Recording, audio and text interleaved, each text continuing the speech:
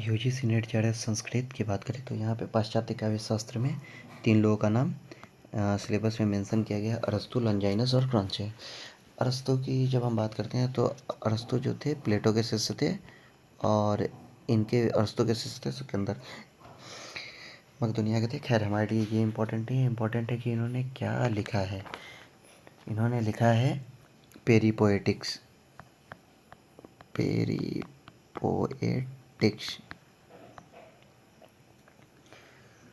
इसी को एक और नाम से जानते हैं जिसको बोलते हैं हिंदी में हम लोग काव्य शास्त्र सिंपली। इनका जो थियोरी था इसको 3 तरह से जान सकते हैं, थ्योरी ऑफ इमिटेशन, कैथारेसिस और ट्रेजेडी।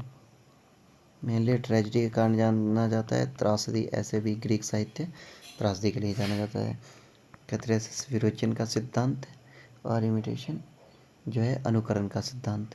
लेकिन मेन त्रासदी पे आप फोकस करें, एग्जाम की दृष्टि से इम्पोर्टेंट है कि पेरीपोएटिक्स नाम बुक का काव्य शास्त्र और ट्रेजेडी त्रासदी इनका फोकस था।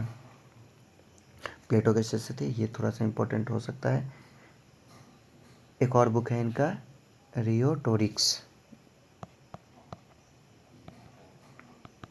ठीक है, जिसको भाषण शास्त्र या अलंकार शास्त्र कहा जा सकता है। तो इनके लिए ये इम्पोर्टेंट है। अब हम बात करते हैं, दूसरा नाम हमारे पास सामने है जिनका नाम है लॉन्जाइनस। इसको याद रखने का तरीका है लॉन्जाइनस एंड सबलाइमस। तो लॉन्जाइनस ऑन द सबलाइमस, इससे क्वेश्चन जरूर आते हैं। लॉन्जाइनस ने क्या लिखा है ऑन द सबलाइमस।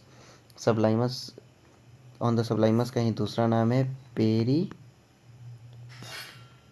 हाइपसुस।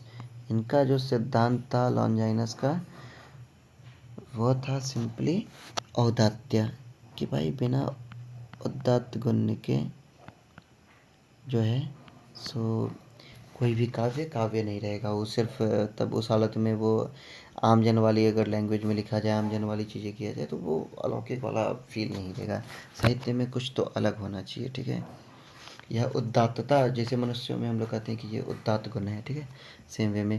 अब बात करते हैं क्रॉन्चे की। तो क्रॉन्चे का बुक है एस्थेटिक्स, जिसको बोलते हैं सौंदर्य शास्त्र।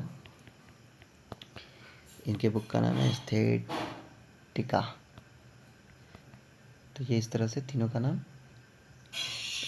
अभिव्यंजनावाद के भी प्रवर्तक थे, ठीक है। तो ये सिंपली इतना ही याद रखना है, सौंदर्य शास्त्र और एस्थेटिक्स।